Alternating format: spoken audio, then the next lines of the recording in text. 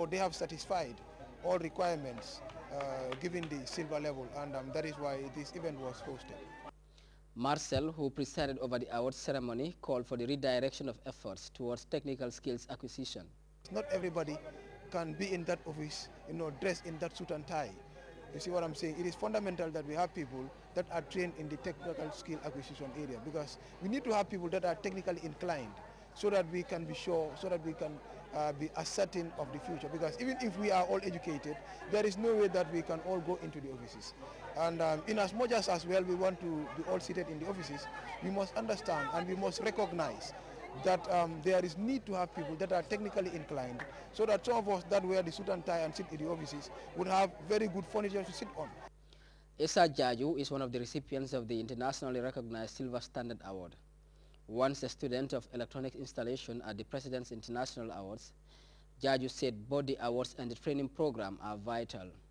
It exposes you to the real world, to the open world, you to meet other peoples, to be open to other cultures, understood. It makes you to be a better person. It develops you, first of all. In the program, we have 4 mandatory sections. Understood? That is the 4 mandatory section: service, physical recreation, skills and interests, and expedition. Abbas Sandeng is the center manager, President International Awards, an institution with the two-pronged approaches of skills training and awards. This program has been going on for many years. It has a link with the Duke of Edinburgh. The idea was conceived many years ago by the former director of this institution, who is Mr. Salih Fukuchabi. He is a guy who bring up this idea, expand it, and then from there he established the technical institution, which many young people have gone through the program and the training area. These silver awardees, numbering 45, are now faced with the uphill task of earning themselves the gold awards. This equally calls for both mental and physical preparation, as the silver award alone goes with long-distance walks covering tens of kilometers. Famara Fofana, Grts. Students at the Gambia School of Nursing and Midwifery have been harnessing the power of drama to raise awareness on conditions like mental disorders and bedwetting.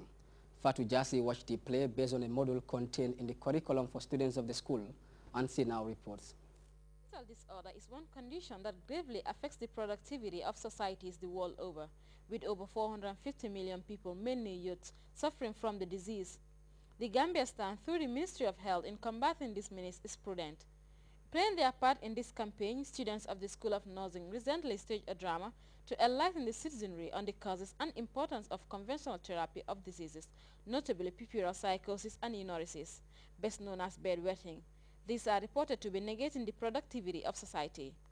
The aims of this annual event is to enlighten the general public about the disease conditions, causes, signs and symptoms, importance of conventional therapies, misconceptions, and stigma.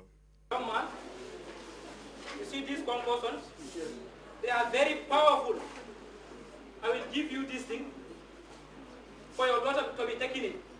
This one, whenever she wants to drink, you put it into her water. The class coordinator, Babandin Job, spoke on the way the public perceives the mental illness, which is often attributed to evil spirits and witchcraft.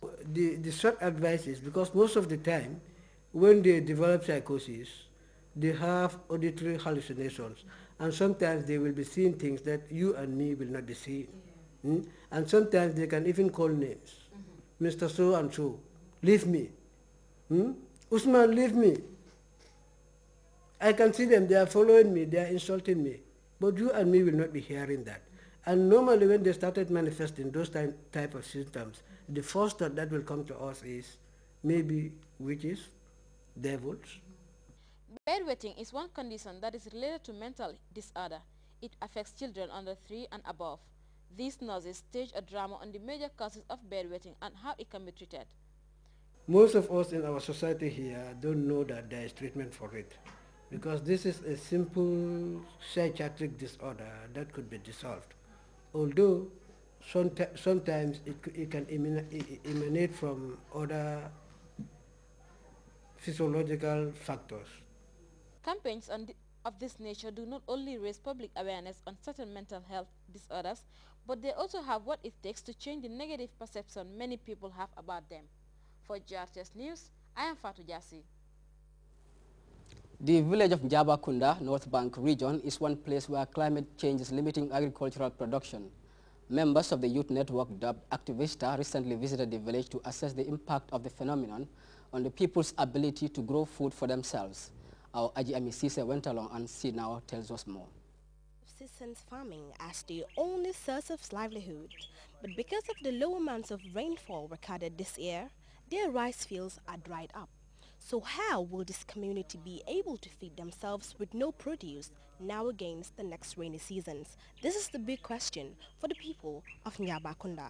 As agriculture is highly sensitive to climate variability in weather extremes such as droughts and floods, human activity has changed atmospheric characteristics, thereby increasing the potential for floods and heat waves, posing real challenges for farmers. Enduring changes in climate, water supply and soil moisture has made farming less feasible to continue crop production in the North Bank. Since the answer to the world's food problems, believed to be linked in agriculture, activists are unearthing the problems holding back the development of agriculture in the Gambia. In the North Bank region, the culprit is climate change. This is very shocking to us. Both men and women have worked tirelessly only to see all our plantations destroyed by a lack of water and a change in the climate. After meeting the inhabitants of the settlement, their problems were noted down and taken to the region's governor for consideration. Governor Seconds signed the document highlighting how willing the farmers in his region are. This is national development, and in national development, everybody has it's a national cake. Everybody has a stake that you take there. So that's your part of the cake, and you have just taken it. I want to thank you very much, and definitely I want to also assure you, as the governor of the North Bank region and the people of the North Bank region, we definitely support you, and we will be by you, we will defend you, and we will try and defend even the undefendable when it comes. Though the effects of climate change can be extreme, research has shown ways and means of survival for farmers. Agricultural sector's ability to adapt through the future depends on management practices, crop selection from season to season, and technology, according to recent survey.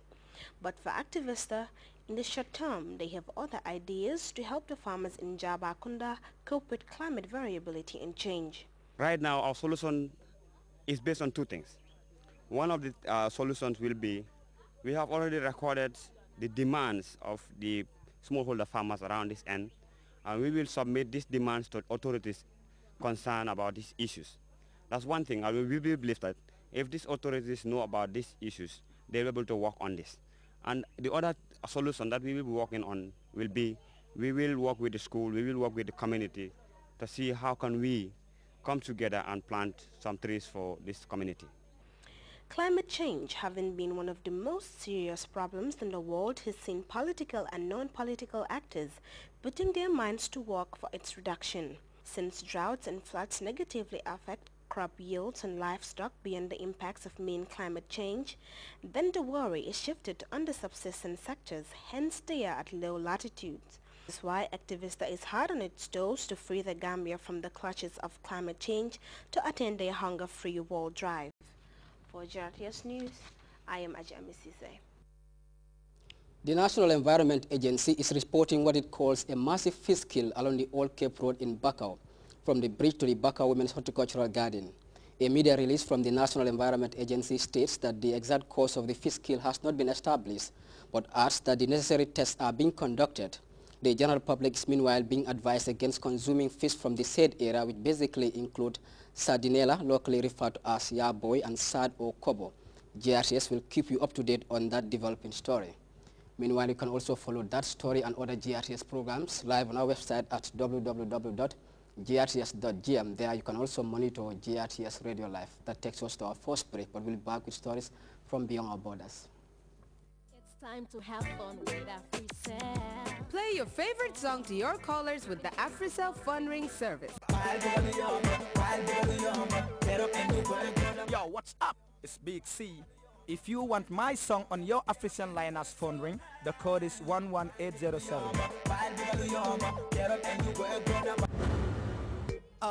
by the hall, no my door head. Try to copy my style, they don't know my door.